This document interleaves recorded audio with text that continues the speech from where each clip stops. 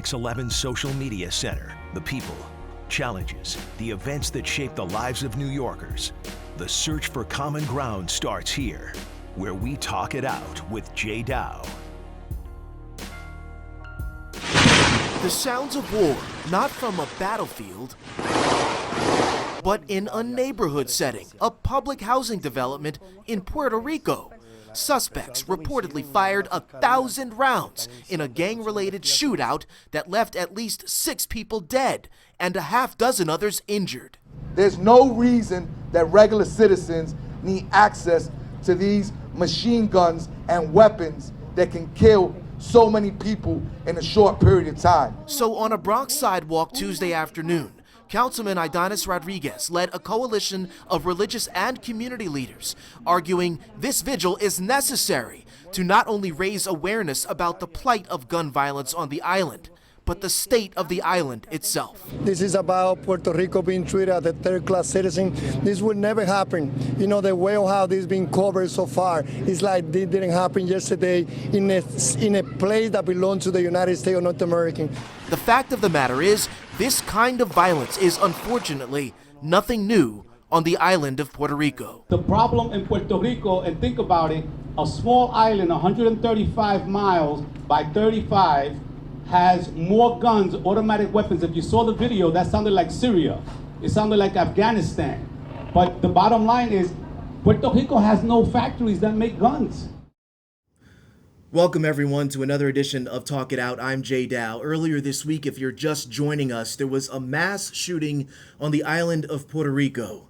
Mass shootings we've come to understand as something that happens where you have hundreds of people or dozens of people. Well, this happened in a public housing development. That constitutes a mass shooting. The fact that 6 people died, about a half dozen other people were shot and injured.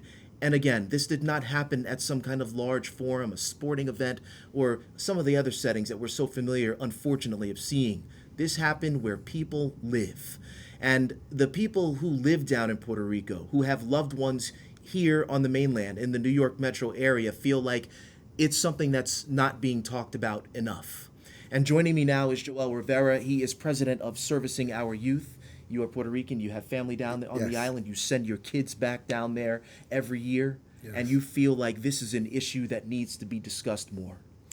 I'm just glad that you brought attention to this issue because unfortunately so many things happen in Puerto Rico that nobody's speaking about. So number one, I want to commend you and I want to commend the station because it's something that needs to be spoke about. As I said at the rally yesterday, Puerto Ricans are American citizens and they need to be treated that way. And you shouldn't have to worry about being gunned down when you're just in your home or going out to the store to get something to eat. The governor of Puerto Rico said that she was going to hold an emergency meeting and step up patrols.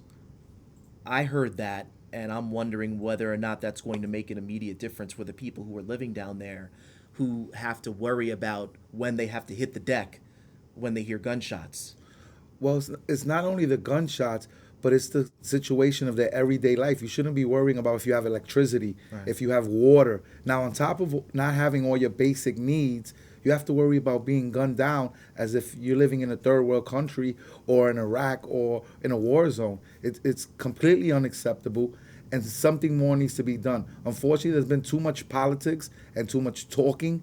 If this would have happened in Maryland or in New Jersey, how would it be being handled? Would they be talking or would there be action? It's time for action. I want to make sure that everyone understands just how serious this was. There were about 1,000 rounds reportedly that they found.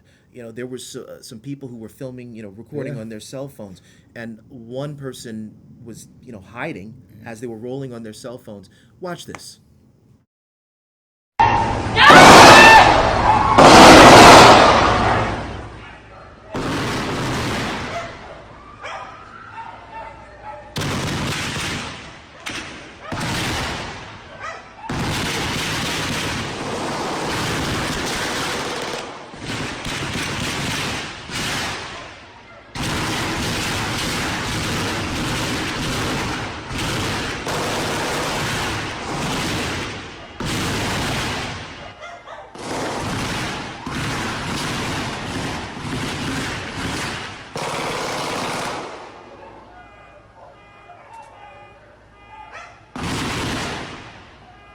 esto es semejante.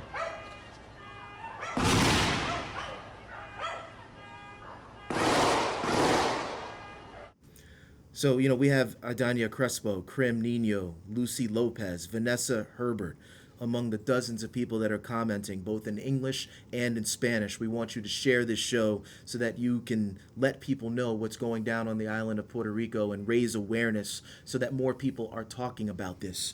Joel, the work that you do here in New York City, servicing our youth, working with at-risk youth. We talked about the cross-section, the intersection between the work that you do here and the concerns that you have for kids and youth down on the island. I mean, the reality is it's all about exposure and opportunity. A lot of times the difference between a criminal or a drug kingpin or the people that were involved in this incident is about exposure. These people could be Fortune 500 CEOs, but if nobody ever showed them, the reason me and you are here today is because some point in our life we came across individuals that showed us a different way and gave us an opportunity to be successful. And we need to be very clear that youth are going to do what they need to do to survive. If you're deciding between being evicted or putting food on your family, things are just too easy right now. You could drive a few hours from New York, fill your trunk with a whole bunch of guns, and come back and sell them and make several $1,000s. When you compare that to the option of making $200 or $300 a week, a lot of these, people don't feel like they don't have a choice. I'm not saying that it's right, and I'm not a pacifist, so I'm not saying that guns are completely wrong. If you went to my home where my family, my kids are, good luck getting out. But the reality is that we have to change these laws. There's no reason why someone should be able to buy an assault rifle weapon so easily, easier than some medication that you can get. The end result is that a lot of people are scared down there, right? We've got, Vinnie Bono saying, it sucks to live in fear. Stay strong, PR. And I think to make it relatable for people who are basically sitting in their homes, here in New York, we hear about a stray bullet that strikes someone on the playground. Children, But we're talking about 1,000 shots. What can be done, in your opinion, down there to kind of keep kids from going the wrong way? I think we need more programs. I think we need vocational training. I think we need opportunities for those youth, like the youth program that I have. I took my kids out of selling drugs and selling crack, and I had them doing manual labor and meeting elected officials and working with health plans and just taking them to Albany, taking them to their first Yankee game, cutting their first birthday cake, things that a lot of us take for granted. But when you're growing up in an urban caserillo, like they say in Puerto Rico, or in the hood here in the Bronx, you don't have many options and you don't have much exposure. So who are the people that are raising you and mentoring you? These guys that are on the street, and they're leading our youth down the wrong path. So we need to connect them with positive, productive people that could show them that there's a better way. Your friends and loved ones who are down on the island right now, what are they telling you? It's been a horrifying week. Well, the reality is that there's been the largest flight in Puerto Rico in a long, long time. A lot of my friends and loved ones have moved to Florida. The ones that are there, they're, gun-ho 1,000% Puerto Rican, and they would never leave their island. But they're scared. They're scared. They don't have basic necessities. They say that they feel like they're living in a third world country, and they just don't know what to do. I mean, you saw all the protests, all the rallies. They're Americans. They're Americans. At the protest that we were at, I had the chant, Puerto Ricans are Americans. But we're not being treated like Americans. What more do we need to do? We pay our taxes. We fought for this country for, over 100 years. We're law-abiding citizens, but we're not being treated like Americans.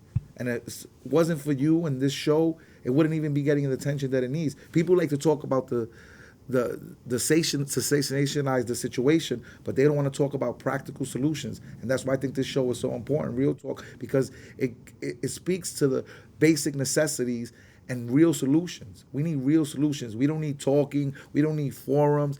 Just like Dick's banned assault rifle weapons, just like Walmart's limiting some of these weapons.